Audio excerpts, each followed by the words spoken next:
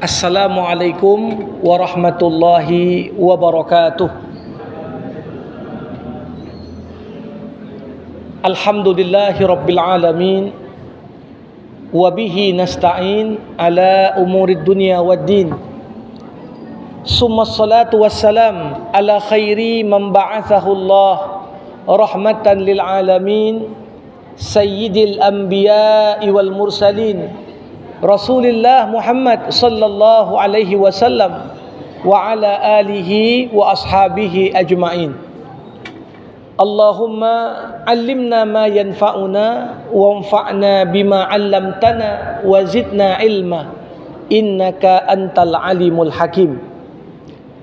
Bapak-bapak, ibu-ibu, saudara-saudari as-shaimin was-shaimat, jamaah fardu zuhur di Masjid Fakultas Kedokteran Gigi Universitas Sumatera Utara yang dirahmati Allah. Tak hentinya kita bersyukur kepada Allah atas beragam nikmat dan karunia-Nya hingga Ramadan hari kelima. Allah masih limpahkan kesehatan, keafiatan dan kelancaran bagi urusan kita semua, hingga kita dapat menunaikan tugas dan tanggung jawab kita masing-masing dan dapat pula melaksanakan kewajiban kita sebagai seorang hamba yang beriman. Salawat merangkaikan salam kita hadiahkan kepada Rasulullah Muhammad sallallahu alaihi wasallam. Allahumma salli wa sallim wa barik alaih. Tentunya harapan kita semoga kita nantinya tergolong umat baginda yang mendapatkan syafaat di yaumil akhir kelak. Jamaah rahimakumullah, salah satu nama yang disematkan para ulama terhadap bulan suci Ramadan, bulan ini dinamakan Syahrus Syukri, bulan kesyukuran. Tentunya dalam hidup ini, sebagai manusia yang hidup di dunia, setiap detik berlalu dalam kehidupan kita, kita enggak bisa lepas. Apakah diuji dengan kenikmatan, dituntut kita mampu bersyukur, atau kita diuji dengan apa yang tidak menyenangkan hati kita, sehingga kita pun dituntut untuk bersabar. Kesyukuran bagian dari apa yang perlu untuk kita lakukan di setiap saat. Bukan hanya di bulan Ramadan, tapi juga di bulan-bulan lain. Tapi tentunya ketika para ulama menamakan bulan Ramadan dengan bulan kesyukuran, berarti ada satu keistimewaan di bulan ini yang punya keterkaitan erat dengan bagaimana tata cara kita bersyukur kepada Allah Subhanahu wa taala. Para hadirin sekalian, kata syukur sebenarnya apa maknanya? Orang sering sekali mengatakan syukur itu sederhananya kita berterima kasih sama Allah. Allah sudah berikan begitu banyak pemberian-pemberian untuk kita, maka kita sebagai hamba wajar untuk berterima kasih atas limpahan nikmat yang Allah berikan pada kita. Tapi sebenarnya makna dari syukur lebih dalam daripada sekedar berterima kasih. Karena kata syukur yang sudah menjadi bahasa Indonesia itu diambil dari bahasa Arab. Orang Arab kalau melihat ada seekor unta dikasih makan yang sedikit, namun unta itu cepat gemuk, orang Arab mengatakan syakaratin naqah, unta ini pandai bersyukur. Ya, jadi asal kata syukur adalah ketika unta yang diberikan makan dalam kadar terbatas, tapi mampu menunjukkan pengaruh yang besar, sehingga susunya berlimpah, dagingnya bertambah banyak, dikatakan unta ini pandai bersyukur. Sehingga bisa kita pahami arti kesyukuran yang sebenarnya apa? Ketika kita sebagai hamba mampu menunjukkan limpahan nikmat dan karunia yang Allah anugerahkan kepada kita sebagai wujud terima kasih kita kepada Allah. Ya. Jadi orang yang bersyukur, orang yang menunjukkan keutamaan siapa yang banyak memberikan kepadanya. Para hadirin rahimakumullah, bercerita tentang syukur dalam hidup ini ada 3 cara yang dengannya kita dapat bersyukur kepada Allah Subhanahu wa taala. Cara yang pertama apa? Bersyukur dengan lisan. Bersyukur dengan lisan. Artinya apa? Kalau Allah berikan sesuatu untuk kita, harus ada pengakuan dari kita.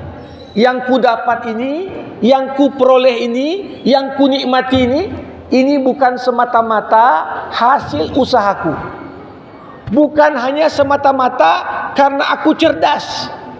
Bukan hanya semata-mata karena koneksiku banyak. Tapi semua faktor itu tidak akan mampu mendatangkan kebaikan untuk kita kalau Allah nggak izinkan. Makanya bersyukur dengan lisan adalah ketika kita mengucapkan ucapan yang mengakui semua yang kita miliki ini sumbernya datang dari Allah Subhanahu wa taala.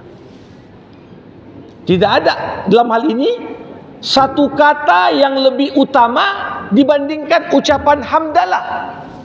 Alhamdulillahi rabbil alamin. Ini cara kita paling sederhana untuk bersyukur. Kenapa kata-kata alhamdulillah dianggap sebagai cara kita bersyukur? Kata-kata alhamdu artinya segala puji lillah, hanya untuk Allah. Jadi kalau kita sukses, kalau kita sehat, kalau bisnis kita berkembang, kalau studi kita lancar, bukan semata-mata karena peran diri kita, peran dosen kita, peran orang tua kita, peran pasangan hidup kita, peran para tenaga kependidikan yang banyak membantu kita. Tapi di urutan pertama, segala fasilitas yang kita dapat itu karena izin Allah Subhanahu wa taala. Inilah makanya kita katakan alhamdulillah, segala puji yang paling pantas dipuji atas segala apa yang aku terima hanyalah Allah Subhanahu wa taala. Para hadirin rahimakumullah. Namun Allah ketika memberikan nikmat untuk kita, selalu nikmat Allah yang sampai pada kita itu sampai lewat perantaraan orang banyak. Kemudahan yang kita peroleh itu datangnya dari Allah, tapi Allah salurkan lewat ibu dosen, lewat kepala pustaka, lewat pembimbing, lewat teman-teman, lewat tenaga pendidikan yang ada, tanpa kita sadari. Walaupun nikmat itu datangnya dari Allah, tapi Allah menyampaikan nikmat itu lewat perantaraan hamba-hambanya yang lain. Bagian dari bersyukur adalah berterima kasih. Berterima kasih. Ketika kita dibantu orang, kita ucapkan terima kasih Pak, terima kasih Bu, terima kasih Dek, terima kasih Bang. Man lam yashkurin nas lam yashkurillah. Siapa yang tak tahu berterima kasih pada manusia, maka dia dianggap tak pandai bersyukur kepada Allah. Jadi berterima kasih pada manusia itu bagian dari kesyukuran kita pada Allah.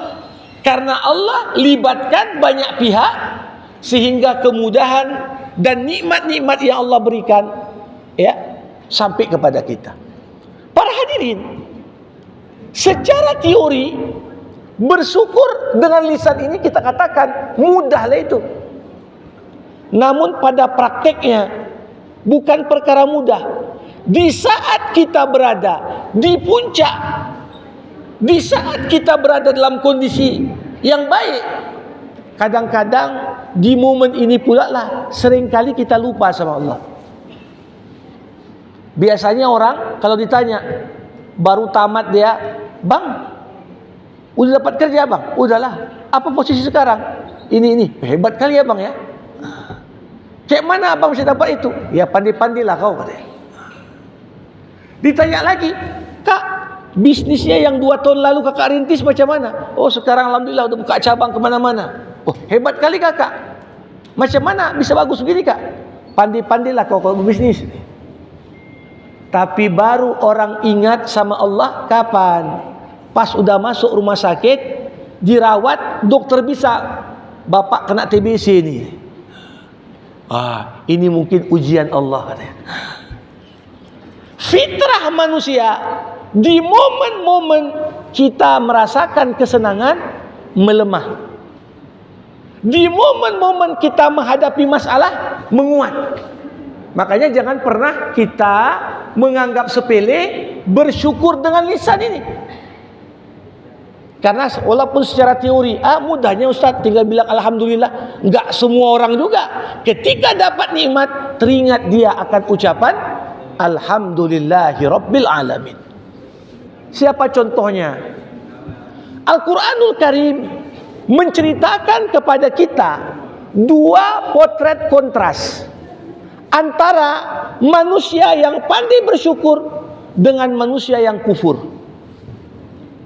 Manusia yang pandai bersyukur siapa? Sulaiman alaihi salam. Ayahnya Daud alaihi salam. Siapa Sulaiman? Nabi. Selain Nabi, Sulaiman juga seorang raja.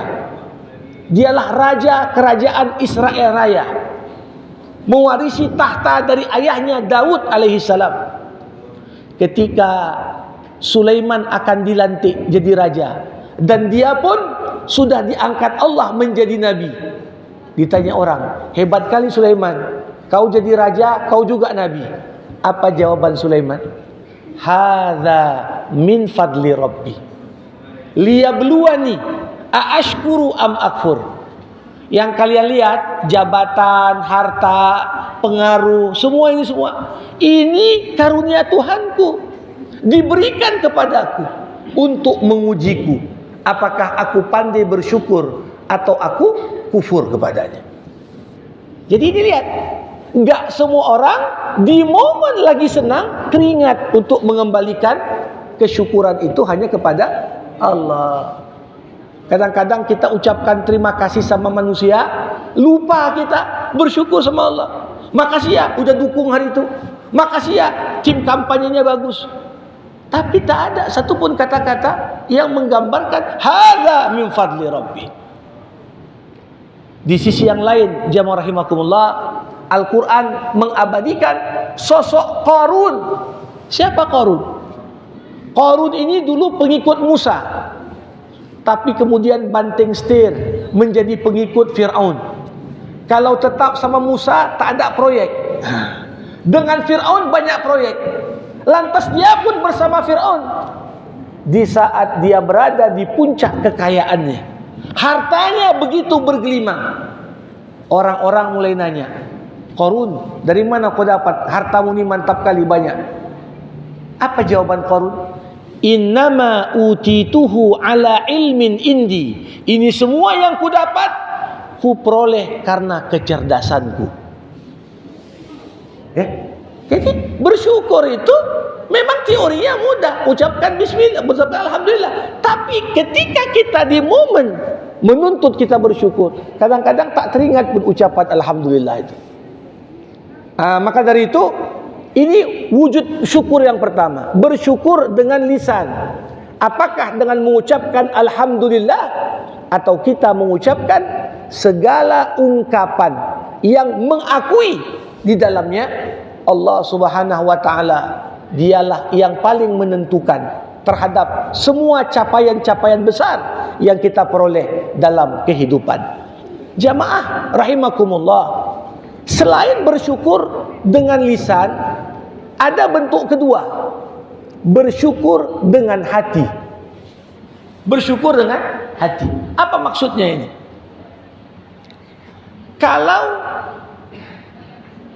ibu-ibu di rumah, suaminya asal pulang dari tempat kerja, tiap hari bawa pulang hadiah saja.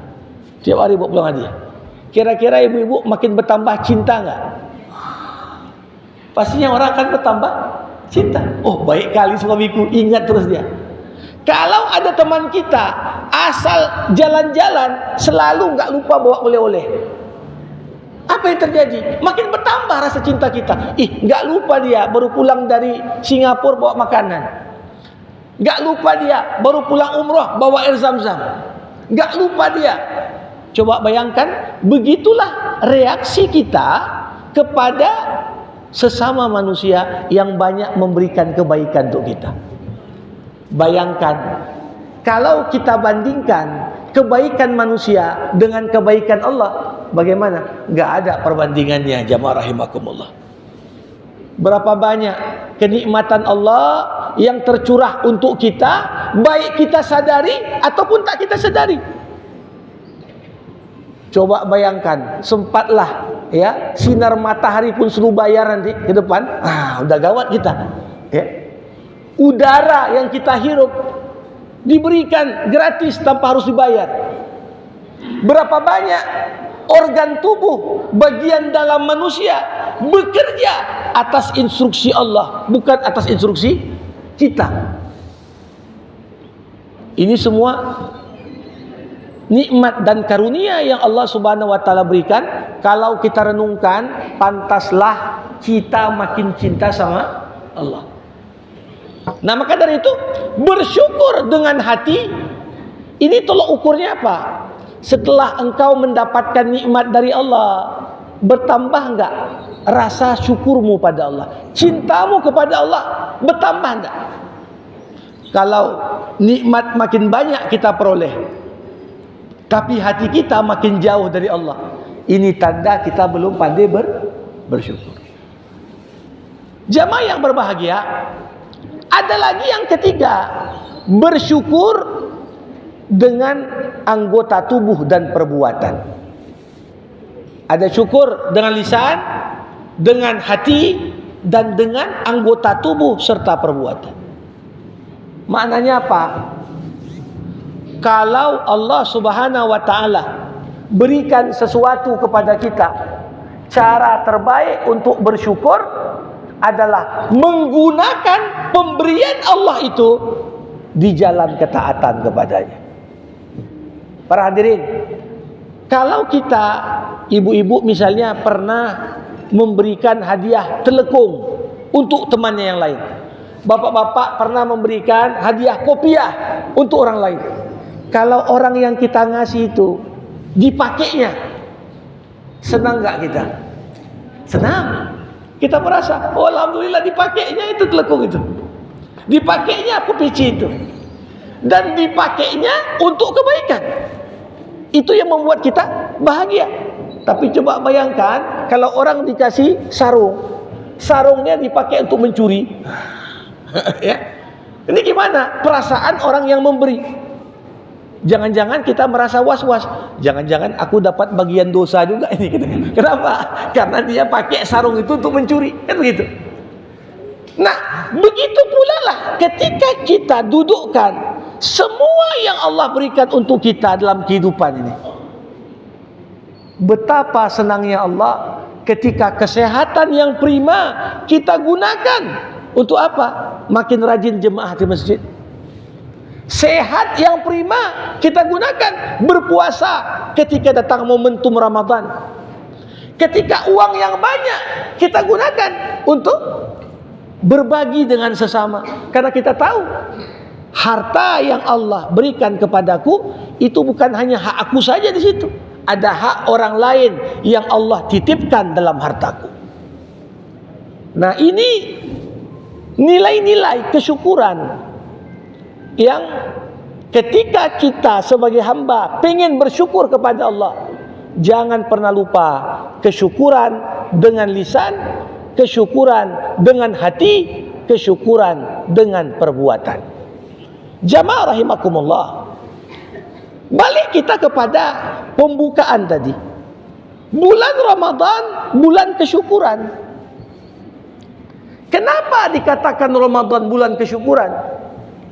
Pertama, tidak kita temukan selain Ramadan ada bulan lebih banyak Allah Subhanahu wa taala bukakan pintu-pintu rahmat bagi kita semua lewat amal ibadah melebihi yang disyariatkan di bulan Ramadan. Makanya ulama mengatakan ibadah di bulan Ramadan dibagi menjadi dua. Ada ibadah istimewa, ada ibadah utama. Apa arti ibadah istimewa? Artinya ibadah ini hanya tersedia di bulan Ramadan. Mau kita kerjakan di luar Ramadan, enggak disyariatkan. Kita puasa. Kalau seorang tak puasa, lantas dia ganti puasanya di bulan lain, bisa enggak? Sekedar menggugurkan kewajiban, bisa. Tapi apa nilai puasanya sama? Enggak. Makanya disebutkan dalam ayat, wa antasumu khairul lakum in kuntum ta'lamun. Kalau kau tetap puasa, itu lebih baik bagimu, walaupun ada alasan kau tak puasa. Kalau kau tahu keutamaan yang terdapat pada bulan Ramadan itu. Jadi ibadah-ibadah istimewa ini jangan sampai kita biarkan berlalu, kita tidak maksimal di situ. Tarawih. Tarawih ini juga bagian dari ibadah istimewa. Habis Ramadan, Syawal, yuk tarawihan lagi di masjid fakultas. Nggak ada tarawih di bulan selain Ramadan. Ya, jadi walaupun kita merasa, aduh agak capek juga Ramadan nih. Nikmati. Ketika seorang bahagia dan menikmati padatnya kegiatan ibadah yang bisa kita peroleh selama bulan Ramadan, apalagi itu bagian dari amal-amal istimewa, maka yang demikian itu menjadi energi ekstra bagi kita untuk mampu melaksanakannya dengan sebaik-baiknya. Jamaah rahimakumullah. Jadi tadi kita katakan ada puasa, ada tarawih, ada ibadah istimewa berikutnya apa? Zakat fitrah. Kalau udah habis Ramadan tak bisa zakat fitrah. Zakat fitrah yang di bulan Ramadan. Sehingga ini dikatakan ibadah istimewa. Tapi selain ibadah istimewa, ada lagi ibadah utama. Ibadah utama maksudnya apa, Ustaz?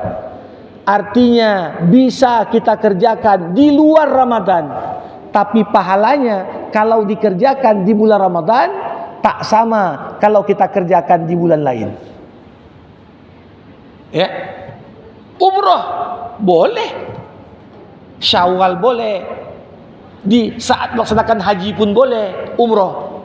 Tapi Rasulullah yang katakan umrah di bulan Ramadan keutamaannya sama seperti haji bersamaku. Loh, ini berarti bagaimana momentum Ramadan menambah nilai dari amal ibadah. Iktikaf kapan aja bisa. Tapi ketika kita iktikaf bulan Ramadan, apalagi iktikaf untuk mengintai malam Lailatul Qadar, mencari Lailatul Qadar, ini luar biasa. Nggak sama pahalanya dengan amal-amal yang kita kerjakan di momen yang lain. Begitu juga sedekah, kapan aja bisa sedekah. Dikatakan kana Rasulullah ajwadan nas, Nabi itu orang paling dermawan. Wa kana ajwada ma yakun fi Ramadan. Puncak kedermawanan Nabi di bulan Ramadan. Puncaknya di bulan Ramadan. Jadi walaupun di bulan lain dermawan, tapi kenapa Nabi meningkatkan level kedermawanannya kalau masuk Ramadan? Para hadirin, makanya kalau kita lihat kesempatan menyalurkan kedermawanan kita selama Ramadan pun lebih terbuka. Orang mau kasih makan orang berbuka, man aftara shaiman falahu mislu ajris shaim. Orang yang kasih makan berbuka untuk orang yang berpuasa, maka baginya pahala sebanyak orang yang berpuasa tanpa mengurangi pahalanya sedikit pun. Nah, belum lagi ketika kita cerita tentang hal-hal lain. Jadi ini menarik. Kenapa Ramadan disebut bulan kesyukuran? Pertama, Allah bukakan kesempatan yang terbuka lebar. Bukan hanya kesempatan yang dibuka lebar, tantangan kita untuk beramal ibadah di bulan Ramadan juga lebih kecil dibanding bulan lain. Begitu masuk Ramadan, malaikat di langit berkata, "Ya baghiyal khairi aqbil." Yang pengen mengerjakan kebaikan, bersegera kerjakan kebaikan. Wa ya baghiyash syarri adbir. Yang pengen mengerjakan kejahatan, urungkan niatmu dari mengerjakan kejahatan. Bagaimana tidak? Selama Ramadan, pintu-pintu surga dibuka, pintu-pintu neraka ditutup, setan pun dibelenggu. Apakah artinya setan dibelenggu secara hakiki? Nah, kalau kita artikan secara hakiki, maksudnya ini setan dari golongan jin. Kalau setan dari golongan manusia masih berkeliaran juga. Nah, ini dia. Tapi kalau kita artikan setan dibelenggu dalam pengertian kiasan. Dalam pengertian kiasan, maksudnya apa? Dengan kita kurangi asupan makan, maka dorongan nafsu kita juga akan berkurang. Ini dia. Setan yang bergerak pada tubuh manusia, pada aliran darah, ini juga akan menjadi menyempit aliran darah itu. Karena kita puasa. Para hadirin rahimakumullah. Kalau kita perhatikan amal-amal ibadah di bulan Ramadan juga mengajarkan kesyukuran. Puasa itu kalau kita jadikan sebagai suatu silabus, di antara capaian penting orang yang berpuasa apa? Setelah puasa dia akan jauh lebih peka secara sosial kepada sesama. Para hadirin, kita mungkin yang jarang-jarang puasa ini, kalau pas puasa 14 jam, 15 jam, ya berat juga ya, apalagi pas musim panas. Tapi ada di sekitar kita orang puasanya bukan 14 jam, 24 jam. Kok bisa Ustaz? Iya, pas buka pun tak tahu dia mau makan apa. Jadi merasakan kelaparan ini akan melembutkan hati. Ketika kita rasa tak enak rupanya lapar itu, tersiksa rupanya lapar itu, maka begitu nampak orang dalam kondisi kelaparan, kita akan diingatkan dengan memori tidak enaknya rasa lapar, sehingga muncullah kepedulian yang lebih baik. Makanya puasa itu momen terbaik kita meningkatkan kedermawanan kita. Para hadirin, tiap manusia tanpa terkecuali tertanam tabiat dalam diri kita cinta harta. Bahkan manusia untuk mencintai harta nggak perlu diajarin, udah bawaan lahir. Cinta terhadap harta, keinginan memiliki itu sudah ada. Coba lihat anak-anak ya di bawah 3 tahun, di bawah 5 tahun, kalau dia sudah kuasai satu benda, dipegangnya keras-keras, gak mau kalau dirampas darinya, nangis dia. Artinya apa? Kecenderungan manusia untuk menguasai dan memiliki itu kuat sekali. Tapi justru agama menyuruh kita, keimananmu diukur dari seberapa besar komitmenmu mau berbagi. Makanya para hadirin rahimakumullah, bulan Ramadan ini bulan kita melatih aspek kedermawanan kita. Bagaimana aspek kedermawanan itu? Kalau kita merujuk kepada ayat-ayat suci Al-Quran, Al-Quran menyebutkan kedermawanan ada 4 level. Ada 4 level. Jadi kalau kita mau lihat diri kita ni dermawan atau enggak, tengok. Kalau kita masuk salah satu level ini, berarti kita udah dermawan. Kalau kita belum masuk, berarti inilah momentum terbaik bersyukur dengan mempertajam kedermawanan kita. Level paling dasar orang dermawan apa? Dalam bahasa Quran disebutkan sakha. Sakha artinya orang yang memberi kalau diminta. Orang yang memberi kalau diminta. Kalau ada kawan minta kita dah beri enggak? Kalau kita beri, nampak dia susah, kita beri. Ini namanya dermawan. Tapi masih level pertama. Tapi orang minta, nak kita kasih, berarti belum dermawan. Ya, belum dermawan. Apa level kedua?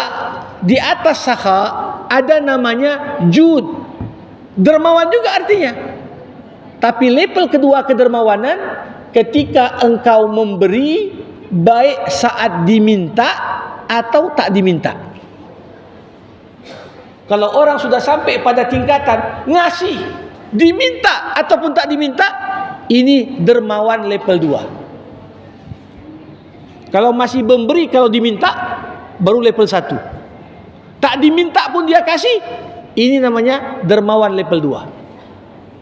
Tapi ada yang ketiga, jamaah rahimakumullah. Dermawan level 3 namanya karom. Diartikan dermawan juga. Apa pengertian dermawan level 3? Orang yang suka memberi, baik diminta ataupun tak diminta, baik untuk yang dikenal ataupun tak dikenal. Kalau orang sudah sampai pada tahapan ngasih, kenal enggak? Ku kasih saja, lu dermawan. Dermawan level 3. Tapi kalau kita masih ngasih hanya untuk yang kenal saja, oh si fulan enggak kenal, enggak usah kasih. Itu baru level 2. Para hadirin. Tapi apa yang paling menarik? Puncak kedermawanan. Kedermawanan level 4, level tertinggi. Ini dalam bahasa Al-Quran disebut isar. Isar itu apa? Kedermawanan ketika kita mendahulukan kepentingan orang lain atas kepentingan kita masing-masing. Itulah puncak kedermawanan. Jamaah rahimakumullah, Al-Quran pernah menceritakan kepada kita yang terjadi di masyarakat Islam pertama. Itulah masyarakat Madinah. Kita tahu orang-orang Islam yang ada di Mekah hijrah ke Madinah. Ketika mereka hijrah ke Madinah, mereka ditampung oleh orang-orang Madinah. Orang-orang Madinah yang ikut menampung para muhajirin, enggak semuanya juga kaya. Ada yang kaya, ada yang sedang, ada yang miskin. Tapi Al-Quran mengabadikan potret kedermawanan tertinggi ketika ada satu sahabat Nabi namanya Abu Ayyub Al-Ansari. Abu Ayyub ini ngapain dia? Dia tinggal di rumahnya yang kecil bersama istrinya. Tapi ketika Nabi berkata, siapa di antara kalian yang bisa menampung orang yang datang dari Mekah karena enggak punya rumah? Abu Ayyub angkat tangan. Rasulullah, kalau enggak ada lagi, tinggal di rumahku. Apa yang terjadi? Ketika akan makan malam pertama, Abu Ayyub nanya sama istrinya, apa makanan kita hari ini? Dijawab sama istrinya, yang cukup untuk satu orang aja dimakan. Artinya apa? Kalau kita makan, tamu tadi enggak dapat makan. Atau kalau tamu itu makan, kita berdua enggak makan. Apa yang dilakukan Abu Ayyub?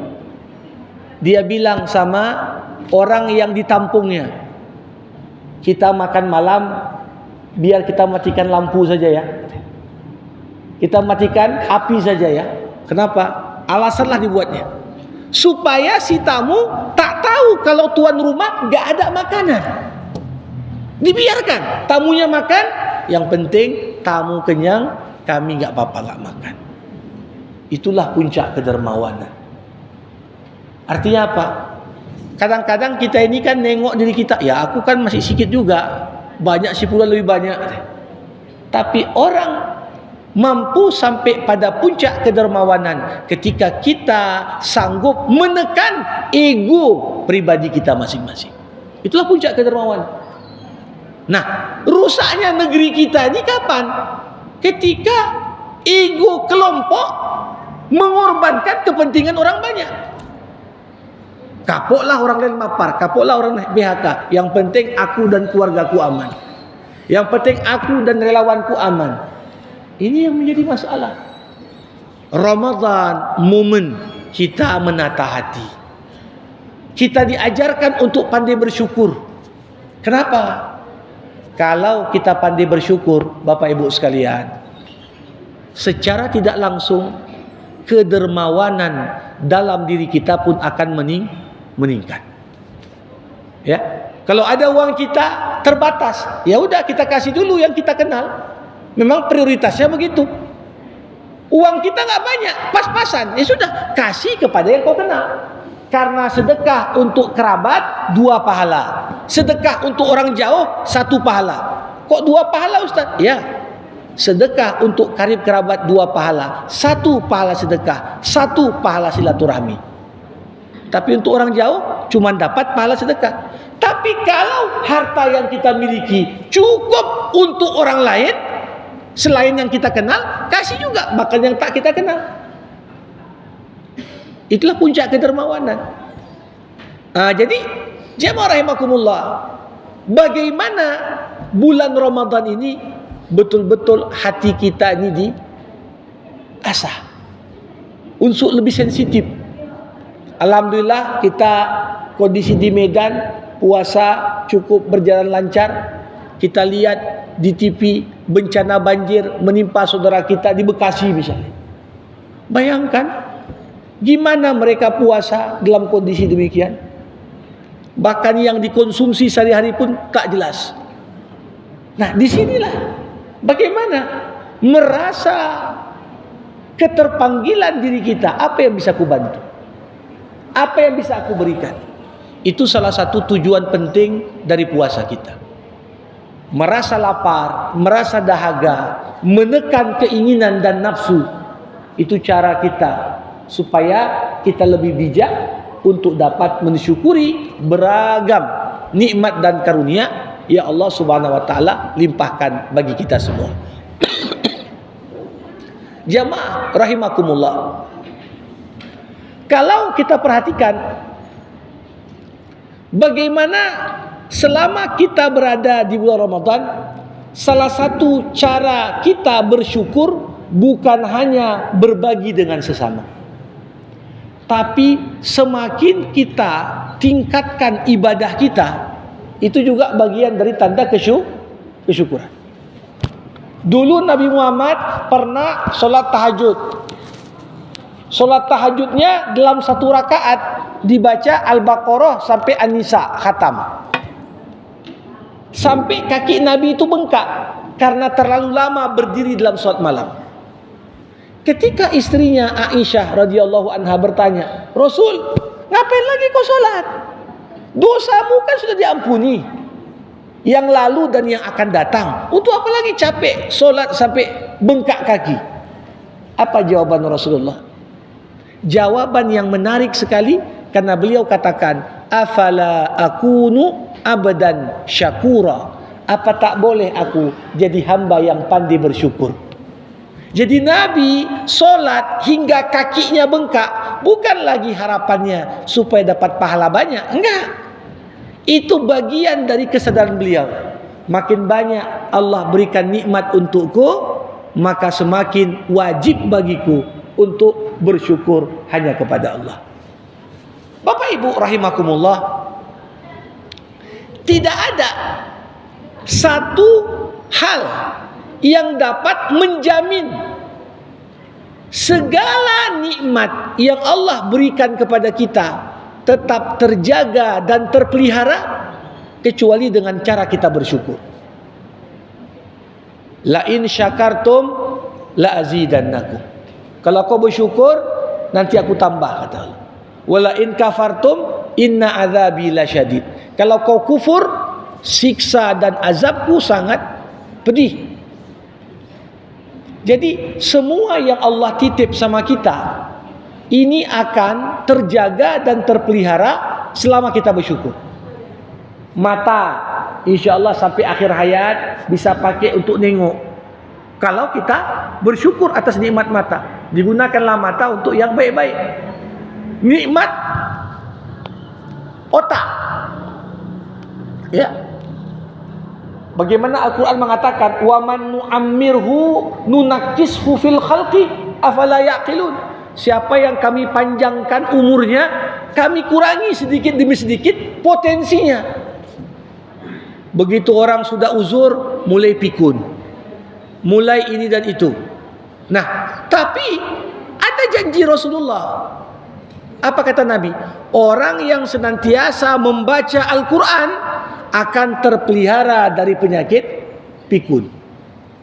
Walaupun penyakit tua itu nggak ada obatnya. Walaupun kita pakai kadang-kadang ya lotion untuk anti penuaan yang nampak kencang di permukaan, tapi dalam kan dah tua juga. Tapi esensinya apa? Cara menjaga nikmat terbaik dengan bersyukur. Kalau kita jaga dengan kesyukuran, Allah jaminkan nikmat itu tidak akan Allah cabut dari kita. Saya ketika SMA dulu pernah datang ke asrama kami di salah satu negara Arab, seorang syekh yang sudah cukup uzur dan tua. Umurnya ketika itu 96 tahun. Tapi yang membuat kami para siswa tercengang ketika melihat orang yang bersangkutan datang belum pakai kacamata, belum pakai tongkat, giginya pun masih terawat rapi. Usianya sudah 96. Kami tanya kepada yang bersangkutan, Syekh, apa rahasia? Kok bisa sehat betul di usia yang sudah tak muda lagi? Beliau jawab dengan kata-kata singkat namun penuh makna. Apa jawabannya? Hafiznaha fis sighar fahafizahallahu lana indal kibar. Kami jaga titipan Allah ini di waktu muda, Allah jaga untuk kami di waktu tua, katanya. Siapa yang jalani hidupnya dengan ketakwaan dan syukur, maka sampai akhir hayat insya Allah tetap dia petik kebaikan-kebaikan dari anugerah Allah Subhanahu wa taala ini. Jadi inilah harapan kita, mudah-mudahan dengan kita berpuasa Ramadan kita bisa jaga amanah Allah dan kita jaga kesyukuran ini agar bisa mendapatkan balasan yang baik di akhirat kelak nanti. Saya kira ini pengantar dari saya untuk materi kita hari ini. Saya berikan kesempatan kalau ada yang mau bertanya, berkomentar, dipersilakan sebelum kita tutup dengan doa.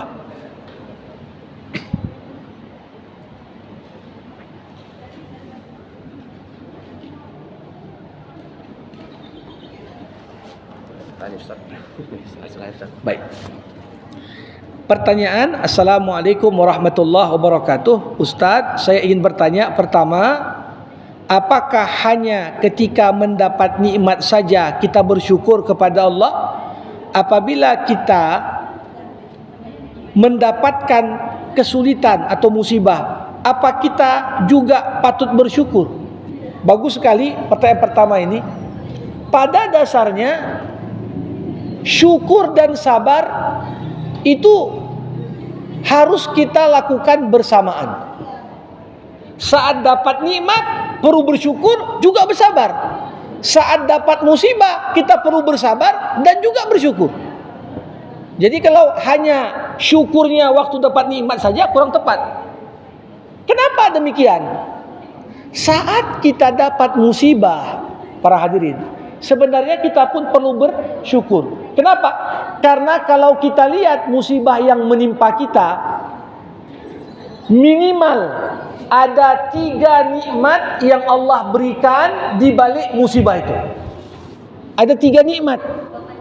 Apapun musibah menimpa kita, 3 nikmat di sana yang kita nggak sadari. Pertama apa? Kalau Allah berkehendak, bisa saja musibah itu lebih parah daripada apa yang kita terima. Kadang-kadang orang kecelakaan, mobilnya hancur, tapi tetap dia katakan syukur masih hidup. Jadi kalau kita bandingkan dengan potensinya, mungkin aja dia meninggal ya. Tapi di balik setiap musibah harus ada bersyukur. Karena kalau kita bandingkan dengan potensi yang lebih buruk, pasti ada. Yang kedua, kita bersyukur Allah masih bisa memberikan kesabaran bagi kita. Sabar itu kan dari Allah juga. Kita bisa bersabar karena Allah yang menyabarkan kita. Jadi kita bersyukur juga. Ya Allah, aku bersyukur Kau berikan aku sabar. Yang ketiga, kita bersyukur karena musibah itu tidak menimpa agama kita. Musibah paling berat apa? Musibah yang menimpa agama. Seorang meninggal suaminya, atau meninggal istrinya, atau meninggal orang tuanya, musibah enggak? Musibah.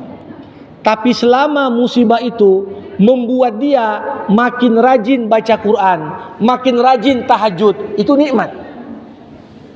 Itu nikmat. Yang musibah apa? Udah meninggal orang tua malah murtad. Itu musibah yang betul tuh. Jadi setiap kali dapat musibah bersyukur. Ya Allah, alhamdulillah musibah ini tak menimpa agamaku.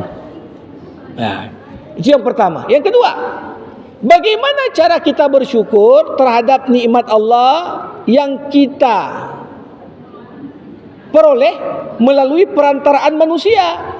Misalnya kita dapat bantuan seorang, kita berterima kasih pada orang tersebut tanpa mengecilkan Allah. Ya, saya katakan tadi hadis Nabi, siapa yang tak berterima kasih pada manusia, maka dia dianggap tak bersyukur kepada Allah. Jadi begini juga, berterima kasih pada manusia, ini ada levelnya juga. Rasulullah mengatakan, man asda ilaika ma'rufan fakafi'uh. Siapa yang memberikan bantuan kepadamu, maka balaslah kebaikannya. Balas di sini apa? Kalau kita pas ada duit banyak, ya kita kasih. Inilah, makasihlah, aku nggak bisa bahas apa-apa ini. Boleh. Kalau kita nggak ada uang, minimal kita balas dengan apa? Tenaga, waktu, kapan dia membutuhkan, kita balas. Tapi seminimal-minimalnya apa? Kita ucapkan jazakallahu khairan. Semoga Allah yang membalas kebaikanmu itu dengan kebaikan yang lebih baik lagi. Tapi orang yang mampu untuk membalas, jangan pula pelit dia membalas. Supaya kita mendorong orang untuk banyak saling membantu. Itu penting sekali. Ya. Selanjutnya, Assalamualaikum warahmatullahi wabarakatuh. Semoga Ustaz sedang ikut Allah. Izin bertanya Ustaz. Pertama, jika kita memberi sesuatu kepada orang lain atau membantu orang lain, apakah berdosa jika kita berharap orang lain itu berterima kasih pada kita? Ya. Pertama, kalau kita membantu orang, yang paling utama jangan berharap pada manusia. Berharaplah hanya kepada Allah. Sumber utama kekecewaan dalam hidup berharap pada manusia. Berharap kali nanti si fulan naik, nanti aku dinaikkannya juga. Rupanya enggak, kecewa. Si fulan nanti dah maju bisnisnya, dikasih bantu aku modal. Rupanya enggak, kecewa. Tapi siapa yang berharap kepada Allah? Allah yang mampu membolak-balikkan hati manusia. Nah, kalau kita kasih orang bantuan tu orang, dalam hati biar berterima kasih dia. Hati-hati kita juga pada aspek seperti ini. Memang idealnya udah dibantu ya berterima kasih. Sangat tidak wajar udah dibantu ya kata-kata terima kasih pun tak ada. Tapi jangan kita sebagai pihak yang membantu menjadikan itu sebagai tujuan. Karena ujungnya juga akan menimbulkan kekecewaan. Ya, apalagi begitu tak berterima kasih, tengoklah ya, nanti tak akan ku bantu lagi, kita bilang. Padahal bantuan itu supaya bernilai pahala dan membuka pintu keberkahan kalau niatkannya untuk Allah, bukan untuk manusia. Ini kunci, ya. Apakah wajib bagi kita mendoakan orang yang sudah membantu memberikan sesuatu pada kita? Ini enggak dikatakan wajib, tetapi ini bagian dari wujud rasa syukur kita.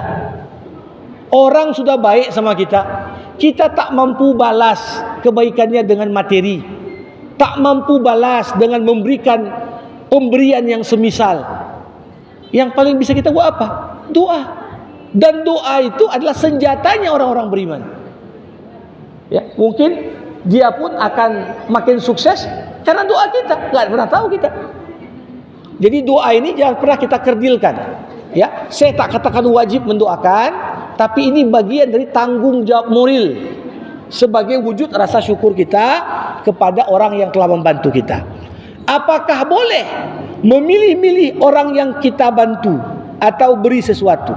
Misal ada saudara, kerabat, famili yang tak taat agama tapi butuh. Ada yang lain yang bukan saudara tapi rajin ibadah dan butuh. Mana yang lebih baik kita bantu? Apakah boleh membeda-bedakan? Para hadirin rahimakumullah, saya katakan tadi, prinsip pertama, prioritas ketika membantu orang terdekat. Ya. Tapi orang terdekat ini pun kalau sama-sama dekat, satu taat ibadah, satu suka maksiat, maka kita wajib dahulukan yang taat ibadah. Ada hadis Rasulullah bunyinya, la tusahib illa mu'minan wa la ya'kul ta'amaka illa taqi. Jangan kau jadikan teman dekatmu kecuali orang yang beriman. Jangan kau biarkan makan makananmu kecuali orang yang bertakwa. Kita bantu dia dengan uang, rupanya duit itu untuk judul. Kita pun berdosa juga. Jadi bantu pun harus tahu tepat sasaran. Kita bantu dia untuk meningkatkan ketakwaannya, bagus. Nah, kalau satu dekat, kerabat, tapi gak bertakwa, ada orang jauh tapi bertakwa, tetap dahulukan orang yang bertakwa, walaupun dia jauh. Karena satu sisi kita juga perlu memperhatikan di mana kita tempatkan harta kita. Harta kita itu bisa jadi sarana ketaatan, bisa juga jadi sarana kemaksiatan. Kita kasih duit 500.000. Uang ini bisa dia belikan beras untuk makan anaknya, atau bisa dia beli ayam untuk menyabung ayam misalnya. Ini kan tergantung kita. Kita mau tempatkan harta kita itu di mana. Maka hendaklah kita melihat dan memilih-milih, dan tak salah untuk itu. Karena harta yang kita salurkan pun kita akan dimintai pertanggungjawabannya. Ya. Baik, sudah selesai pilihan kertas. Alhamdulillah, terima kasih Ustaz kepada Ibu dan jemaah lagi Bapak. Mana besok ada pembicara kita lagi oleh Ustaz kita Ustaz di Sofian Sauri SH Master Hukum. Mari saya sebagai dengar, besok soal utama untuk kita. Dan pada hari ini kami minta doa Ustaz untuk doa. Alhamdulillahirabbil alamin. Mau nanya? Silakan. Ya. Sering merenungkan kehidupan, tapi tak juga jawaban. Ini masalah surga dan neraka ya. Jadi kan kadang-kadang kita mikir, kalau kita misalnya ke surga, tapi banyak kalangan keluarga kita, maka anak kita bawah atau di atas, di neraka, itu kan tidak nikmat kita rasa dulu. Misalnya kayak Ya. Baik. Deskripsi syurga dalam Al-Quran, ma la ainun ra'at wala uzunun sami'at wala khatara ala qalbi bashar. Di syurga segala apa yang tak pernah dilihat mata, tak pernah didengar oleh telinga, dan tak pernah terbersit dalam pikiran manusia. Memang salah satu sumber kebahagiaan kita itu ketika kita dikumpulkan bersama orang-orang yang kita cintai. Apakah leluhur bisa naik level surga karena keturunan, atau sebaliknya keturunan bisa naik level surga karena leluhur? Kalau iman leluhur lebih tinggi daripada keturunan, selama keturunannya itu meninggal dalam iman, bisa naik, dikumpulkan bersama nenek moyangnya di situ. Kalau leluhur imannya lebih rendah, kita keturunannya lebih baik, dinaikkan juga, bagian dari penyempurnaan kenikmatan. Kuncinya apa? Leluhur memastikan keturunannya dalam kondisi ditinggalkan imannya kuat. Maka di situ yang diminta Allah kepada kita. Allah enggak minta yang macam-macam. Ku anfusakum wa ahlikum nara. Karena amalan generasi pelanjut itu tetap ada saham leluhur di situ. Baik kita niatkan ini apa? Kenapa? Karena dia yang memperkenalkan agama untuk kita. Jadi yang paling, makanya dalam Islam pun kalau kita tinggal di sebuah wilayah, kita tak yakin meninggal sebagai muslim karena lingkungan itu enggak betul, dan kita enggak yakin anak-anak kita akan tumbuh sebagai muslim yang baik, wajib pindah dari tempat itu. Itu fatwa para ulama kaitan tanggung jawab kita terhadap iman. Jadi tak nikmatlah surga kalau leluhurnya apa. Ini tentunya Allah akan gantikan selama kita pastikan leluhur kalau yang udah lalu kan enggak mungkinlah kita.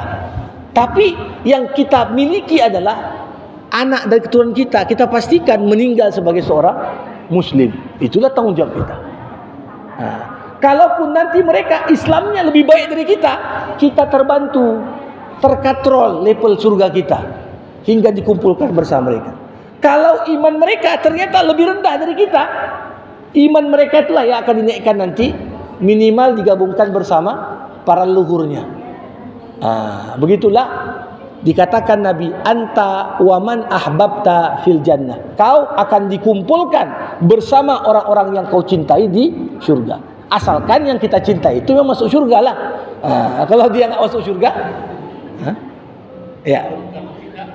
ya, artinya kita mikir sekarang, beban sebenarnya kalau anak kita murtad. Ini bukan di akhirat, di dunia pun dah mikir kita. Jadi itulah tanggung jawab orang tua. Jangan membiarkan yang bisa kita wariskan. Sebaik-baiknya warisan orang tua pada anak apa? Ketakwaan. Lewat pendidikan agama yang baik. Jadi kalaupun nanti orang tuanya masuk neraka atau anaknya masuk neraka, enggak nikmatlah surga itu. Allah Maha Kuasa untuk menghilangkan segala kegundahan dalam hati penduduk surga. Itu dia. Kita gundah di dunia, tapi kalau iman kita kuat, tetap kita akan dapat apa yang Allah janjikan. Demikian. Baik, alhamdulillahirabbil alamin. Hamdan yuwafi ni'amah wa yukafi'u mazidah. Ya Rabbana lakal hamdu kama yanbaghi li jalali wajhikal karim wa li 'azimi sultanik. Allahumma salli ala Sayyidina Muhammad wa ashghilid zalimin bid zalimin wa akhrijna min bainihim salimin. Allahumma 'allimna ma yanfa'una wanfa'na bima 'allamtana wa zidna ilma innaka antal alimul hakim. Allahumma akhrijna min dhulumatil jahli wal waham ila anwaril ma'rifati wal ilm wa min wuhuli syahawat ila jannatil qurbat.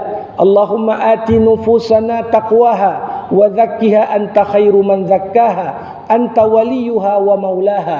Rabbana taqabbal minna salatana wa siyamana wa qiyamana wa sa'ira a'malina wa la tu'adzibna yawmal qiyamah innaka la tukhliful mi'ad. Rabbana atina fid dunya hasanah wa fil akhirati hasanah wa qina adzaban nar. Wa sallallahu ala sayyidina Muhammad wa ala alihi wa sahbihi ajma'in walhamdulillahi rabbil alamin.